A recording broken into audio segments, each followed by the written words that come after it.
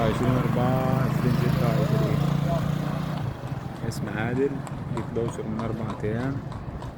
مش جاي زيارة، أنا جاي أريح دماغي شوية من اللي حصل في القاهرة. اللي حصل إن أنا يعني اتأذيت هناك واتسممت هناك يعني حصلت حاجات. أنا كله متوثق عندي في فولدر كده درايف، موجود عندي على اليوتيوب برضه القصص دي كلها. أنا لحد دلوقتي جسمي بيتعافى من السموم، ده غير السموم اللي الفكرية اللي بتحصل. يعني أنا موقفي ضعيف، بس أنا لا، موقفي مش ضعيف ولا حاجة. هم فاهمين إن أنا موقفي ضعيف، بس أنا مش موقفي ضعيف عادي. دلوقتي هم شغالين على حاجتين: تصميم فكري وتصميم جسدي. يعني ده اغتيال معنوي وترهيب وترقب